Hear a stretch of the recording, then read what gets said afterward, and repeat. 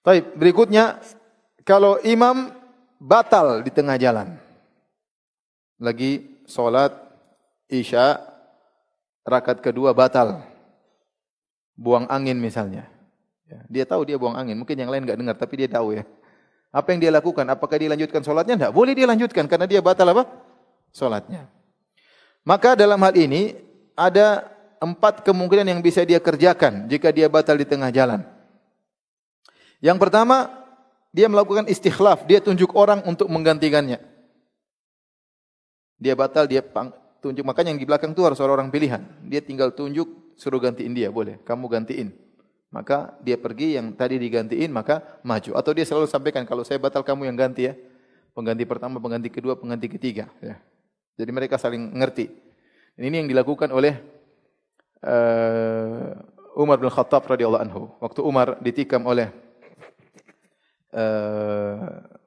seorang majusi, Abu Lu'lu' al-Majusi, maka Umar baca surat pada rakaat kedua, tiba-tiba suaranya hilang.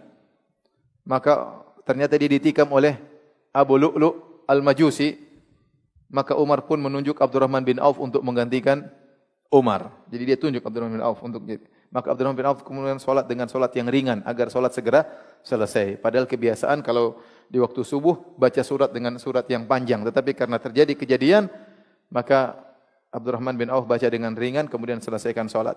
Ketika suara Umar hilang, jamaah di belakang tidak tahu kalau dia ditikam, tahu kalau dia dibawi luas dan jamaah dulu tidak ada mic, maka yang di belakang mengucapkan subhanallah, subhanallah, mereka menyangka Umar lupa, padahal Umar sedang apa ditikam.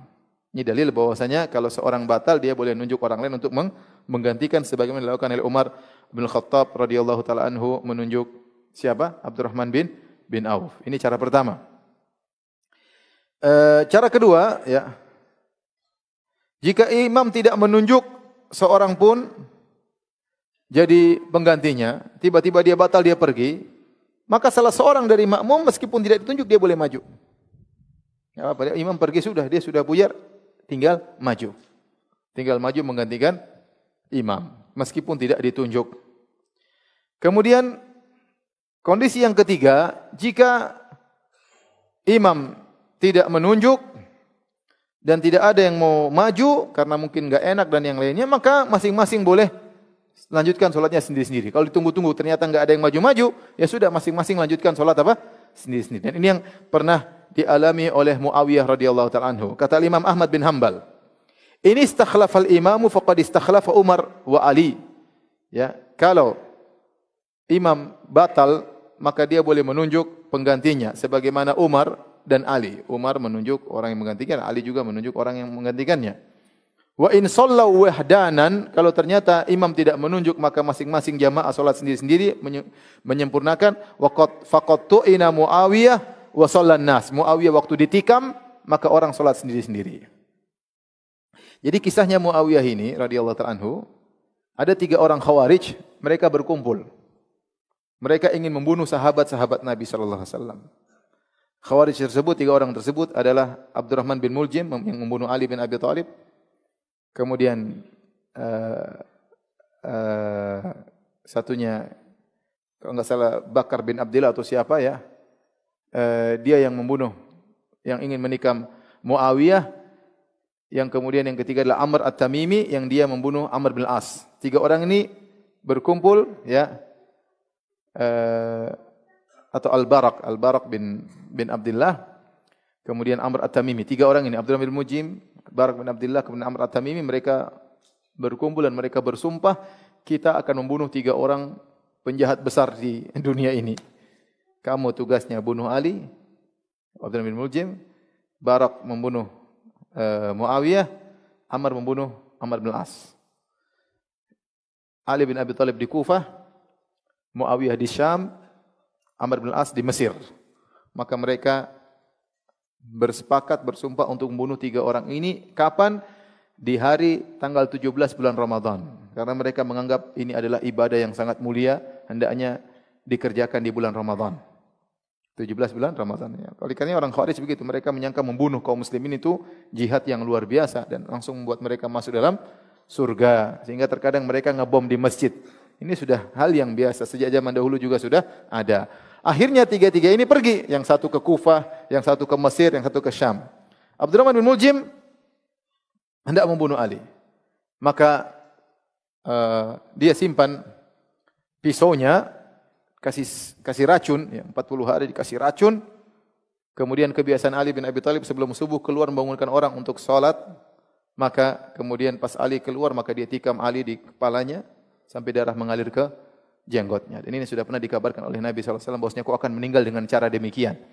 Maka Ali bin Abi Thalib pun mati syahid, ya, dibunuh oleh Abdurrahman bin Muljim. Sebelum meninggal Ali mengatakan, kalau saya mati gara-gara tikaman ini, maka jangan kalian melakukan muslah, jangan kalian cincang Abdurrahman bin Muljim, karena Nabi melarang, ya. Nabi melarang.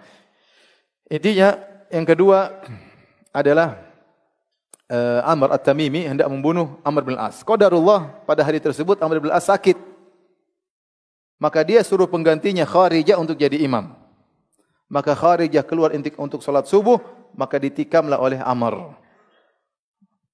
Yang ternyata yang mati Kharijah bukan Amr bin Al-As. Maka tersebutlah suatu pepatah, ada yang mengatakan Amr bin Al-As mengatakan aratta amran fa aradallahu Kharijah. Kau ingin bunuh Amr bin Al-As, tapi Allah berkehendak yang meninggal siapa? Kharijah. Kenapa? Dia rupanya sakit, disangka imamnya Amr bin Al-As, ternyata bukan. Akhirnya yang meninggal Kharijah. Yang ketiga Muawiyah. Muawiyah menjadi imam salat, jadi semua dibunuh salat subuh, subhanallah. Salat subuh 17 Ramadan. Ya. Khawarij, ya. Mereka menyangka membunuh para sahabat ini dapat pahala luar biasa. Tatkala mereka ingin membunuh Muawiyah, ternyata Muawiyah penjaganya banyak. Akhirnya dia tidak mampu, maka dia pun menikam kalau tidak salah mengenai pantatnya Muawiyah atau di atasnya sedikit. Maka Muawiyah lagi ruku atau lagi sujud ditikam, maka dia tidak bisa melanjutkan salat, maka dia mengatakan kepada para jamaah, "Atimu salatakum," salat sendiri-sendiri. Maka akhirnya mereka salat sendiri, tidak ada yang menggantikan apa? Muawiyah. Terus Muawiyah mengatakan, apakah ditanya sama orang yang ahli, apakah ini pedang atau pisau ini ada racunnya? Ternyata dicium, enggak ada racunnya. Akhirnya Muawiyah selamat, tidak meninggal gara-gara tikaman tersebut. Paham? Tapi intinya maksud saya, Muawiyah waktu ditikam tidak ada orang yang menggantikannya, tapi masing-masing salat apa? Sendiri, ya. Jadi kalau menjadi suatu kasus imamnya tahu-tahu pergi, yang lain juga semua bingung, ini gimana? Woi, sudah, ente salatnya sendiri selesaikan. Salatnya sendiri selesaikan, tidak mengapa. Atau kemungkinan yang keempat, kalau seorang imam batal, maka dia boleh suruh makmum tunggu. Dia boleh suruh makmum apa?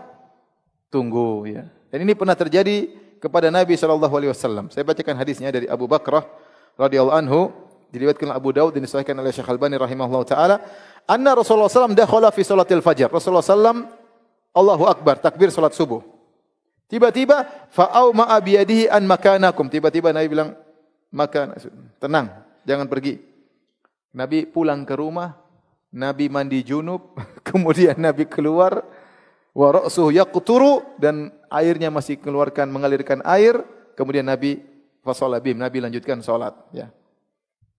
Jadi Nabi rupanya waktu Allahu Akbar, Nabi lupa ternyata dia belum mandi apa? Junub. Kata Nabi, tunggu. Nabi ke rumah mandi, kemudian Allahu Akbar. Jadi ini juga boleh seperti ini. Bukan cuma batal buang angin, ini mandi apa? Mandi junub. Dan ini pernah terjadi pada seorang imam di masjid, namanya Imam Ali Al-Huzaifi, Syekh Ali Al-Huzaifi. Dan ini sampai ramai waktu itu di YouTube. Jadi Syekh Ali Al-Huzaifi, hafizahullah ta'ala, dia salat, Allahu Akbar di Masjid Nabawi. Allahu Akbar. Semua orang takbir, Allahu Akbar. Tidak lama kemudian rasanya dia batal. Kemudian dia mengatakan, intadhiru daqiqah. Tunggu sebentar. Tunggu sebentar. Kemudian dia pergi. Itu jamaah ada yang lihat ini.